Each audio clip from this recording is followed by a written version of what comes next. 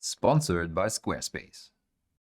One of the questions I get asked the most whenever I post a new tutorial is, who is your daddy and what does he do? No, they're asking, but how long did it take? And, well, I don't know, and I also don't care, because all I'm trying to do is have fun with painting. I do understand that speed is a concern for miniature painters. All you have to do is look at the videos that perform well on YouTube. And I do understand the desire to know how long certain painting styles take. And I also get that if a miniature looks decent, there's the assumption that it took 10 hours or longer to get it to that level. Now, if you feel lost in the eternal struggle that is balancing speed versus quality, the solution isn't to not care how your miniatures look at all. Because a miniature that took 15 minutes to paint will always look like a miniature that took 15 minutes to paint. Come on, do it now, kill me! But believe it or not, you can care about how your miniatures look and paint them fast at the same time. But what are these magical approaches that you're speaking of,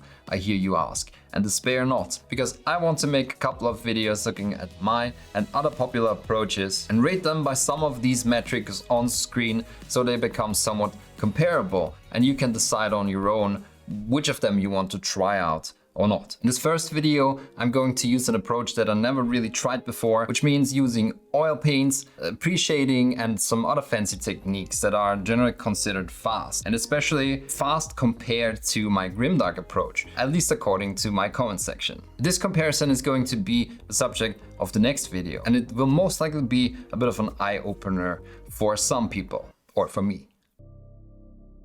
I wanted to try this approach on one of the new Terminator models. These walking tanks are some of my favorite models ever, and you would have a lot of big surfaces to work with, especially after I got rid of some of the icons, because I just prefer working with decals. And after I created a quick but interesting base, I primed the model white with a rattle can.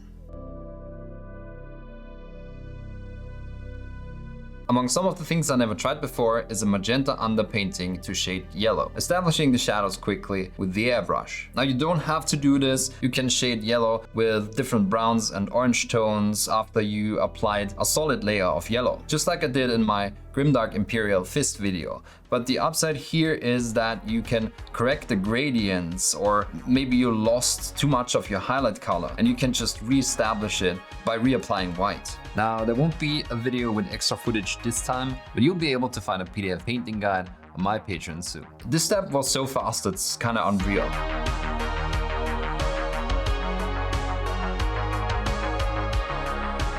It only took me 10 minutes to establish all the shading and midtones, and it would only take 3 minutes more to achieve the finished yellow by adding a layer of Imperial Fist's contrast paint on top.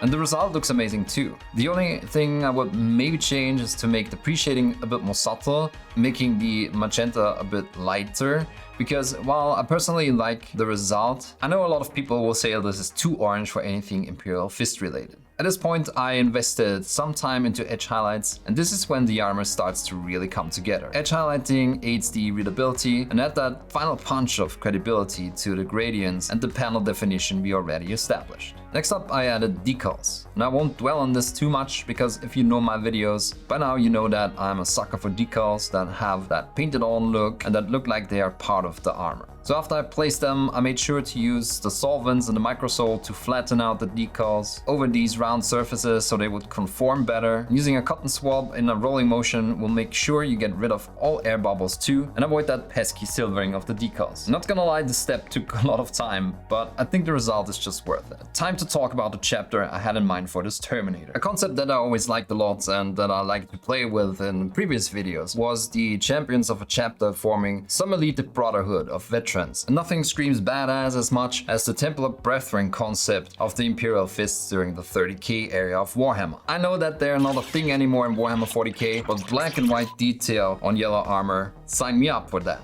I found this one Templar Cross decal that was half black and half white in the Black Templar upgrade kit, and I knew I wanted to do something with it. It was the perfect reason for creating a power fist that matched the colors, dividing it into a black and a white half each. I used masking tape to get a proper straight line, and speaking about trying new things, you can tell by the non-sticky part at the beginning of my roll that I never used masking tape ever. And after I applied the tape, I made sure to cover everything around the fist with some masking putty, so there would be no overspray from using the black and white through the airbrush. After the black was consistent, I added a little turquoise and sprayed a highlight before I switched the tape and covered the black part so I could spray the white.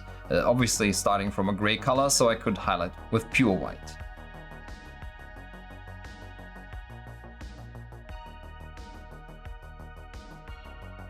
Neither I'm stupid or my masking tape was trash, but even after trying to correct the initial wonky line while masking off the area for the white and taking extra care to not have the paint creep underneath, I still had to correct this line a little with a brush.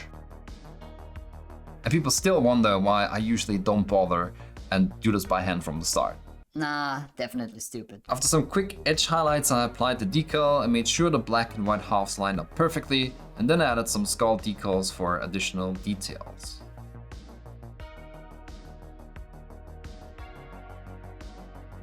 Then I used a sponge to apply chipping to the edges of the panels with yellow, and also added some chips to the outer areas to make the armor look more alive. And finally, I also created some damage over the decals. The chipping looks particularly good in areas that are shaded because it contrasts nicely against the darker orange brown. I also added some wear to the black and white, mainly to the front of the power fist, where you would find a lot of mechanical wear due to the nature of how punching works.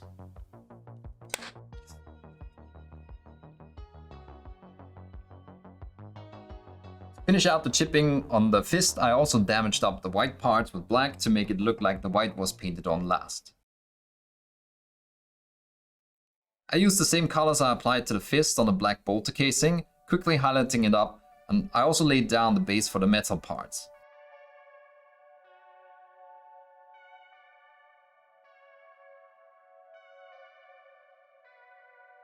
At this point I prepared the surface for the pin washing with oils by adding 2 layers of gloss coat, making sure the first layer was dry before I applied the second one. I ordered a couple of Abteilung oil paints a while ago and grabbed the dark gray and burnt umber, thinning it down with some odorless thinner, and then using a very small brush to avoid too much spill, I let the mix run into the recesses. The steel parts were particularly quick and looked really nice with just one coat.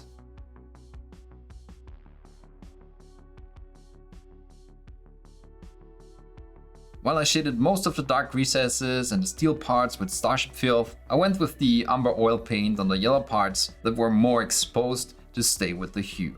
I also wanted to try streaking with oil paint, so I dabbed on spots of oil paint all over the surface, and especially on damaged edges and other areas where grime and filth would collect due to exposure during longer periods of fighting. I got myself a few weathering brushes by AK Interactive, but it was pretty obvious immediately that the fan brush was too big and I had to redo most of it from scratch, wiping everything off with a swab. I tried a couple of other brushes, as you can see, but it seemed like my surfaces were just too small for taking the random approach, and I more or less had to drag each of these dots out individually to make it look good, which really didn't help with speed at all. Ultimately, this chiseled brush worked not too bad in combination with a really small 000 brush, and I just dragged out each of these dots individually. I quickly painted the base in a worn and weathered look, and this took a while, but I didn't count it towards the total time because if you just wanted to be quick, you could just pre-make a couple of simple bases that take 3 minutes each. After all of that was done, I applied 2 thin layers of ultramatte varnish to seal the streaking and get rid of the shine. In about 2 hours and 50 minutes, all that was left to do was a few details like the purity seals and the lenses of the eye, and I used the quickest way I knew for this, trying to build volume, and everything finally clocked in at just about 2 hours and 32 minutes.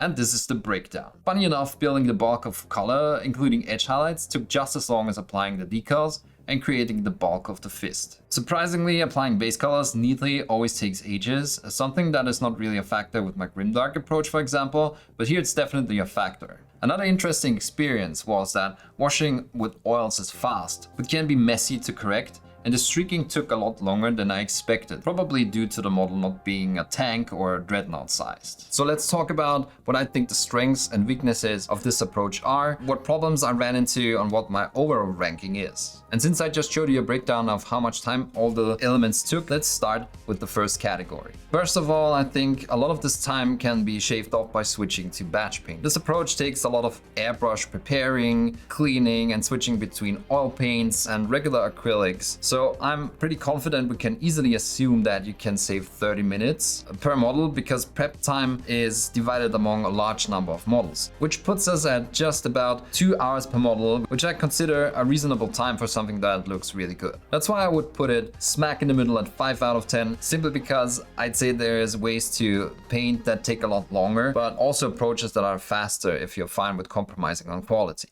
Let's go to difficulty, which means how easy is the approach to execute, how difficult is it to learn, and how many tools do you need to execute it, which is always a big factor in my opinion. So here we have a lot of what I call technical painting. That doesn't take a lot of brush skills the way that building a gradient with glazes would take, for example. And what I mean by that is, as long as you can train yourself to work neatly and carefully, in theory, you will nail this relatively fast. There's still pitfalls though. For example, I should have definitely applied at least one more layer of gloss varnish, because you can really see how some of these areas are being stained by the oils even after rubbing it off with a cotton swab immediately. And speaking about that, oh boy, I feel like trying to fix smoothness and cleaning up oil paint with these swabs is way harder and much more time intense than applying a recess wash with acrylics or contrast paint. Especially if you drown the model in oil paint, you will spend ages to clean it up. And even if you are careful, sometimes you will rub off too much and you have to reapply it and then wait for it to dry. And you also need to change the swab so much. And then there's filament getting everywhere, even though I'm using these buds that are especially made for cleaning models. In short, I think all of this is easy to learn, but I think you need to nail all the steps to make the most of it. And last but not least, you do need a lot of tools. Airbrush is a given, but then you also need the oil paints, thinner on regular acrylics, and ink or contrast paint to stain the gradient. You also need a variety of brushes, like we saw with the streaking or the pin washing. So in general, I would rate this 7 out of 10, but having to use so many different tools and paints and how much you have to switch between each of them, and also the sum of different mediums that you have to learn bumps it down to 5 out of 10 for me. The end result looks really good, especially considering that it didn't take that long. It surely has some quirks that are probably difficult to get rid of completely, especially for a messy painter like me, but I'd definitely take an army that looks like this. Overall, I'd give the end result an 8 out of 10. So the last point, and I'm going to keep this as a bonus category only because fun is always subjective. Was this fun to paint? I feel a lot of the enjoyment of this really comes from seeing the final product and really liking it. When I paint, I want to be creative and use dynamic brush strokes,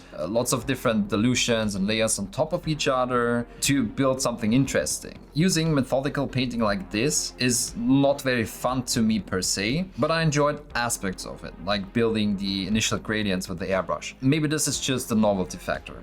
Who knows? I want to give this a 6 out of 10 on the fun factor, kind of neglecting the fact that probably everything you do becomes a little monotonous if you do it on 50 models or more. So that's my final verdict. If you ever try this approach or if you have already tried something similar, let me know what your own rating would be in the comments below.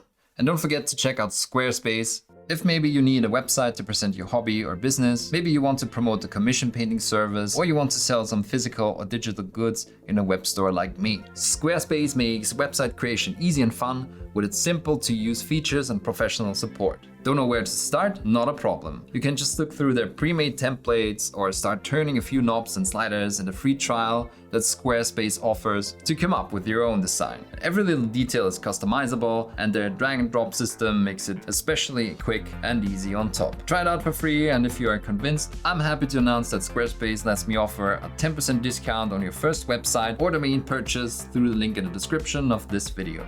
go to squarespace.com/Travarion or click the link in the description and see for yourself what Squarespace has to offer. Thanks for watching, keep pushing that pigment, and I'll see you in the next video. I ordered a couple of Abteilung Kert. The oil wash sounds amazing. Because a miniature that took 15 minutes to